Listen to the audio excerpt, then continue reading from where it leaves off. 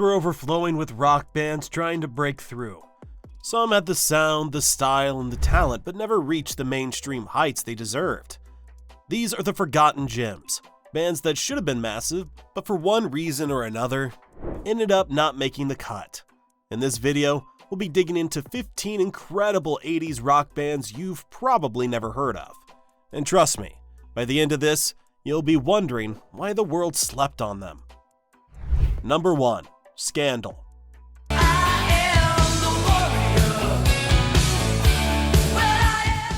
Scandal should have dominated the 80s. They had a powerhouse frontwoman, chart-topping songs, and the kind of anthemic radio-ready rock that made bands like Heart and Bon Jovi famous.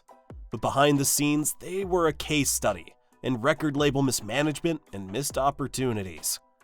Formed in New York in 1981, Scandal was led by Patti Smythe, whose voice could be both tough and tender, full of swagger yet effortlessly melodic. Their first big moment came with their 1982 self-titled debut EP, which featured Goodbye to You, a song that sounded like the perfect bridge between new wave and classic rock. It had the hooks, the attitude, and the kind of infectious energy that felt tailor-made for MTV. Then in 1984, Scandal released their only full-length album, Warrior, which contained their biggest hit, The Warrior. If you've ever turned on an 80s rock station, you've probably heard that explosive, chorus-driven anthem. It climbed to number 7 on the Billboard Hot 100 and made Smythe a star. But just as they were gaining traction, the band imploded due to label pressure and internal conflicts.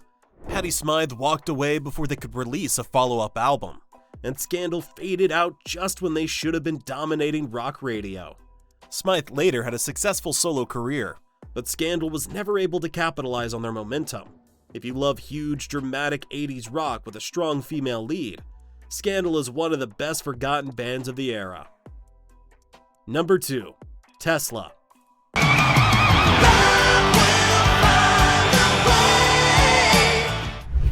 Most people assume Tesla was just another late 80s hair metal band. Wrong. Tesla wasn't about spandex and hairspray.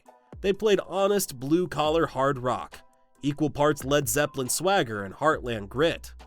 They had the chops, the songwriting, and the passion, but they came along just as the industry was obsessed with image over substance. Formed in Sacramento in 1981, originally as City Kid, Tesla built their reputation the old-fashioned way, by touring relentlessly and letting the music speak for itself. When their debut album, Mechanical Resonance, 1986 dropped, it was clear they weren't just another Sunset Strip act. Tracks like Modern Day Cowboy and Little Susie had the riffs, but also a depth that set them apart. Then came their breakout album, The Great Radio Controversy, 1989, featuring Love Song, a power ballad that was genuinely heartfelt, not just a record label cash grab. Tesla had everything going for them, but their timing was off. By the early 90s, grunge killed their momentum, and despite solid albums in the years that followed, they never fully reclaimed their place at the top. That said, Tesla is one of the few 80s hard rock bands that still sounds fresh today. They never relied on gimmicks, they just played great soulful rock and roll. If you've dismissed them as just another glam rock band, it's time to go back and give them another listen. Number 3. Honeymoon Suite.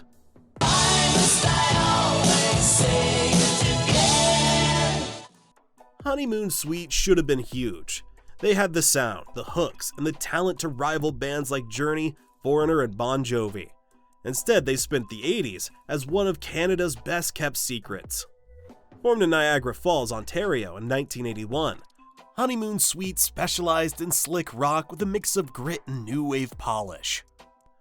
Their breakthrough came in 1984 with their self-titled debut album, which featured New Girl Now, a track so effortlessly catchy that it landed them on US rock radio and even MTV. Then came the big prize, 1986, their best and most ambitious record.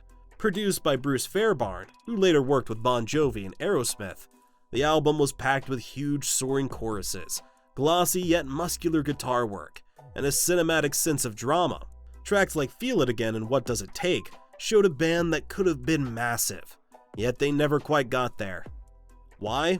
partly because the market was oversaturated with similar sounding bands, and Honeymoon Suite didn't have the larger-than-life personalities that the era demanded. But musically, they were just as good, if not better, than many of the acts that filled stadiums. Today, they're still active and have a devoted fan base, especially in Canada. If you love big melodic 80s rock with killer guitar solos and heartfelt vocals, do yourself a favor and give Honeymoon Suite a listen. Number 4. Gang of Four.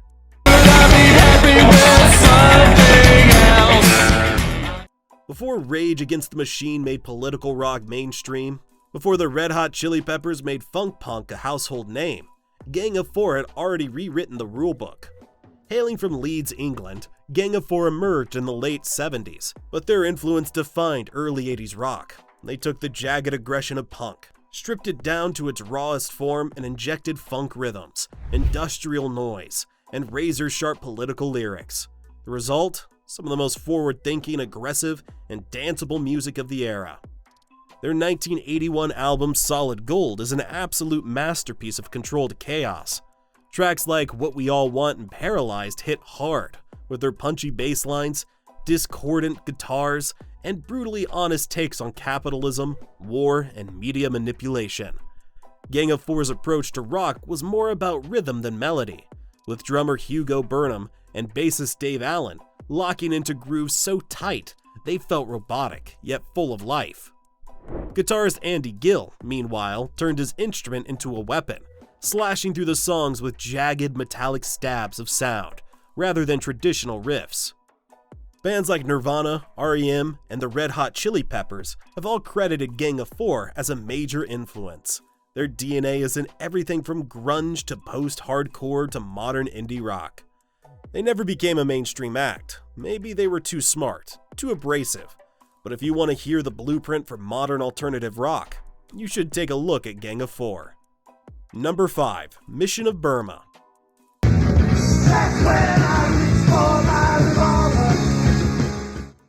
If you love bands like Sonic Youth, Pixies, Fugazi, or Nirvana, you owe a massive debt to Mission of Burma. They were one of the first bands to bridge punk's raw energy with art rock experimentation, laying the foundation for what would later be called indie and alternative rock. Formed in Boston in 1979, Mission of Burma took punk's aggression and pushed it into strange, noisy, and cerebral territory. Guitarist Roger Miller's sharp, angular playing was layered with distortion and feedback, while Clint Conley's bass lines carried an almost melodic post-punk feel. Drummer Peter Prescott added a relentless pounding intensity, and they had a secret weapon in Martin Swope, who used tape loops and effects to twist their songs into chaotic, unpredictable sonic landscapes. Their most well-known song, That's When I Reach for My Revolver, 1981, is a post-punk masterpiece. Melancholic, brooding, yet anthemic. It's a song that feels like a lost REM track if REM had a hardcore punk phase. But just as they were starting to make waves, Miller developed severe tinnitus due to the sheer volume of their live shows, forcing the band to break up in 1983. Though their run was short, their influence was massive. They helped shape the sound of 80s underground rock, inspiring bands from Husker Du to Sonic Youth, and eventually leading to the explosion of alternative rock in the 90s. If you want to hear the roots of noisy, intellectual indie rock, Mission of Burma is essential listening. Number 6. Romeo Void.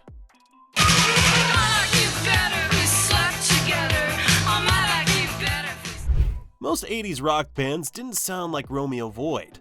In an era of glossy production and radio-friendly hooks, these San Francisco misfits blended post-punk sharpness with a sultry jazz-infused swagger. At the heart of it all was their secret weapon, a saxophone. Formed in 1979, Romeo Void stood out immediately. Their music had the dark, angular energy of post-punk. Think early Talking Heads or Joy Division. But with an unexpected layer, Benjamin Bossy's saxophone, which gave their songs a raw, unpredictable edge. Then there was frontwoman Deborah Ayal, whose vocals were full of detached coolness, biting wit, and feminist defiance. Their breakthrough came in 1982 with Never Say Never, a track that sounded like a punk band crashing a smoky jazz club. The song's taunting, seductive chorus, "I might like you better if we slept together," made it an instant underground hit. It was bold, confident, and unlike anything else at the time. Romeo Void seemed poised for a bigger audience when they released A Girl in Trouble, Is a Temporary Thing, in 1984. It was their most polished track yet, and even cracked the top 40. But just as it looked like they might break through, internal tensions, label issues, and the industry's refusal to fully embrace an unconventional Native American frontwoman led to their downfall. They disbanded in 1985, leaving behind a handful of albums that still sound cool, moody, and fiercely independent. If you like your rock with a mix of punk attitude and jazzy seduction, Romeo Void is a perfect fit. Number 7. The Plimsouls.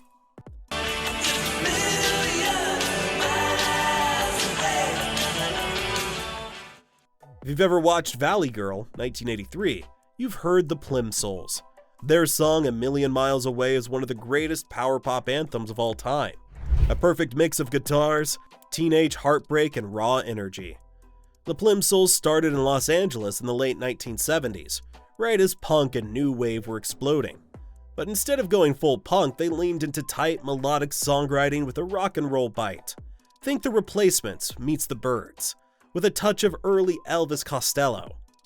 By 1981, they had an indie hit with 0 Hour, a blast of hook-filled adrenaline that should have made them stars. Then came A Million Miles Away, which got them a major label deal with Geffen and a shot at the big leagues. For a brief moment, it looked like the Plimsouls were about to break through. They had the songs, the look, and the fan following, but Geffen Records didn't know how to market them. Radio support was spotty, and by 1984, they had fizzled out. Their frontman Peter Case went on a respected solo career, and the Plimsouls never got the mainstream recognition they deserved. Today, their music still sounds fresh, urgent, and impossible to resist. If you love punchy, heartfelt rock with killer choruses, this band is for you. Number 8. The Feelies. The Feelies are one of those bands that musicians and critics worship, but the general public barely knows. They should have been huge, but instead, they became one of the most influential cult bands of all time. Formed in New Jersey in the late 1970s, the Feelies played hypnotic, jittery, fast-paced rock that blended punk, post-punk, and folk rock in a way that no one else was doing at the time. Their debut album, Crazy Rhythms, in 1980, was an impressive piece of tension and release. The guitars were sharp and relentless, the drumming was frenetic, and the vocals were understated but strangely hypnotic. If you ever listen to REM's early work, you'll immediately hear how much the Feelies influenced them. In fact, Peter Buck of REM has openly said that the Feelies were a massive inspiration. Tracks like Fossila and Raised Eyebrows still sound fresh and urgent today. The way they built songs around endless rhythmic guitar strumming became a blueprint for countless indie rock bands that followed. So why didn't they break big? The Feelies were notoriously reclusive. They barely toured, took long gaps between albums, and seemed almost allergic to fame. Their follow-up albums in the late 80s, The Good Earth, 1986, and Only Life, 1988, were beautifully crafted, critically acclaimed, and full of shimmering pastoral rock that should have made them stars. Instead, they remained underground heroes. Today you can hear their DNA in bands like Yo La Tengo, The Strokes, and even Arcade Fire. If you want to listen to one of the most criminally underrated indie rock bands of all time, the Feelies deserve your attention. Number 9. The Rain Parade.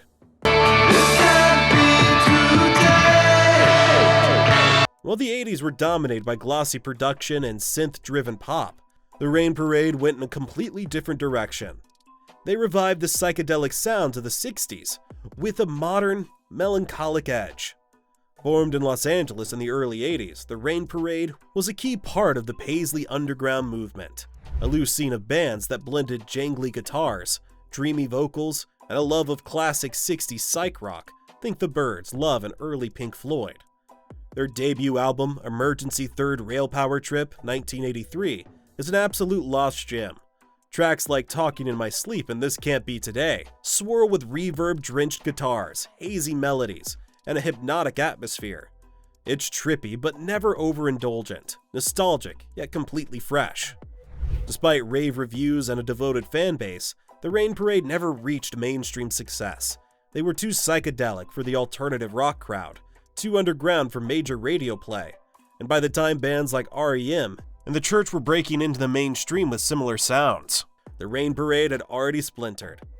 Still, their influence is undeniable. Bands like the Dandy Warhols, the Brian Jonestown Massacre, and even Tame Impala owe a debt to their sound. If you love moody, atmospheric rock with a touch of 60s psychedelia, the Rain Parade is a must-listen. Number 10. The Long Ryders.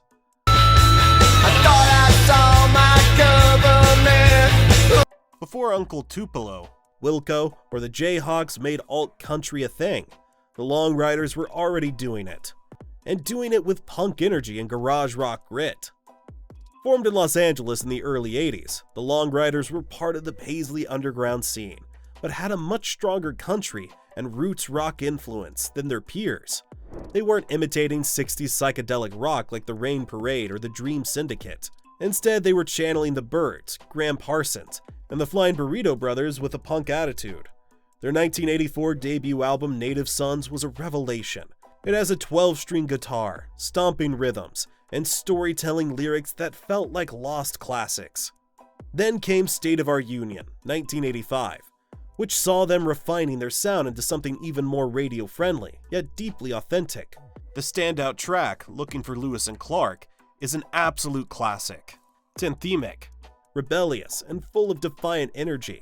Songs like Lights of Downtown were proof that they could have been the American counterpart to REM.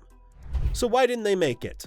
They were too rock for country fans, too country for rock fans, and too honest for an industry obsessed with polished, artificial sounds. By 1987, they had burned out, but their impact was already cemented. Today, they're considered pioneers of the alt-country movement.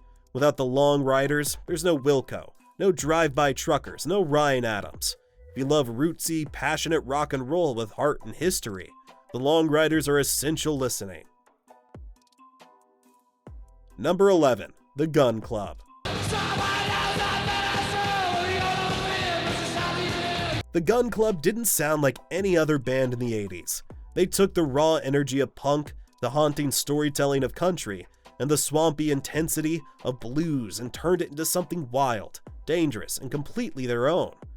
Founded in Los Angeles by the charismatic and unpredictable Jeffrey Lee Pierce, the Gun Club had one foot in the punk scene and the other in America's deep musical traditions. Their 1981 debut album, Fire of Love, is an absolute masterpiece. A feral mix of slide guitar, breakneck rhythms, and Pierce's unhinged fever dream vocals.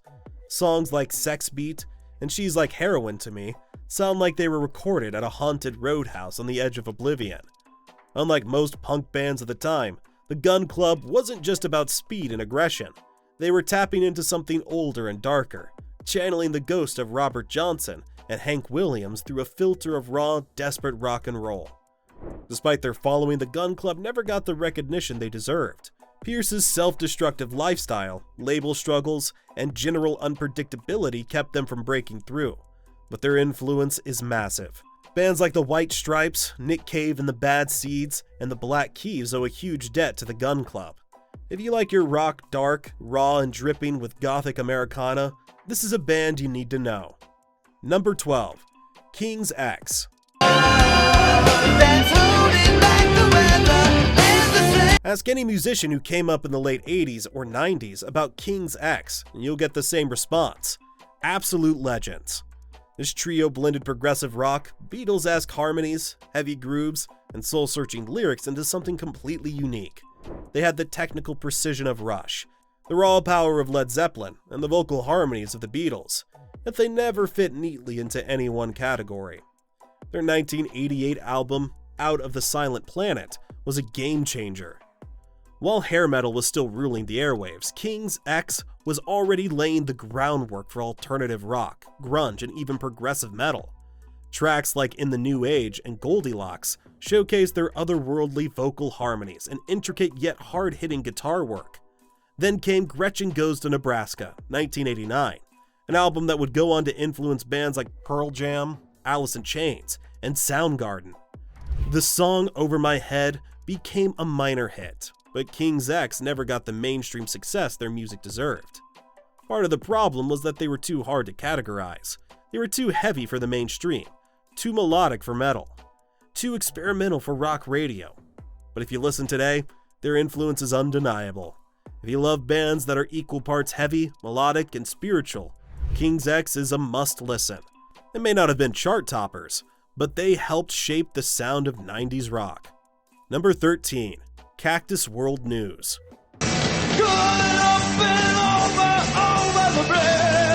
Cactus World News had everything a band needed to take over the 80s. Formed in Dublin in 1984, they played soaring rock, the kind designed for huge crowds and lighter waving moments. Their sound was big, emotional, and cinematic, with guitars that echoed across stadiums and lyrics that felt urgent and timeless. And guess who noticed them? Bono. Yeah, Bono. U2's frontman was so impressed that he signed them to his own label, Mother Records, and helped them land a major deal with MCA. By 1986, they had their debut album, Urban Beaches, which is a must-listen for anyone who loves epic 80s rock. It's got everything: echo-drenched guitars and that restless energy that made bands like Simple Minds and Big Country famous. Their song, Worlds Apart, is a stone-cold classic, blending post-punk edge with arena-sized ambition. So, why didn't they make it? Well, U2 was already dominating, and some say Bono's involvement actually overshadowed them. Plus, MCA dropped the ball on promotion, and by the time they were set to release a second album, the momentum was gone. Still, their music holds up, and if you love that big, soaring 80s rock sound, Cactus World News will be an astonishing discovery. Number 14, Liquid Liquid.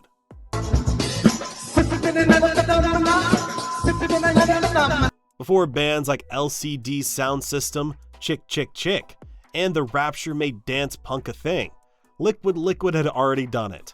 Rawer, weirder, and cooler. Formed in New York City in 1980, Liquid Liquid operated in a completely different space than your typical 80s rock band. Their music wasn't about big guitar solos or arena choruses.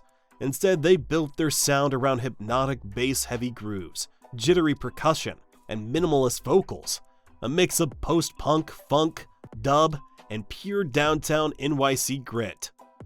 Their 1983 track Cavern is legendary. If the bass line sounds familiar, that's because it became the foundation for Grandmaster Flash and Melly Mel's White Lines Don't Do It, one of the most iconic hip-hop tracks of all time. Liquid Liquid never got a dime from it though. Sugar Hill Records stole it outright, and after a long legal battle, the band was left financially and emotionally drained. Even without mainstream success, Liquid Liquid's influence is everywhere. They were one of the original genre mashers, blending punk's raw energy with funk's deep grooves, paving the way for alternative dance music, and later bands like Red Hot Chili Peppers, Beastie Boys, and Nine Inch Nails. Their discography is short, but every track is a masterclass in stripped-down, rhythm-driven intensity. Number 15, the Dolphin Brothers.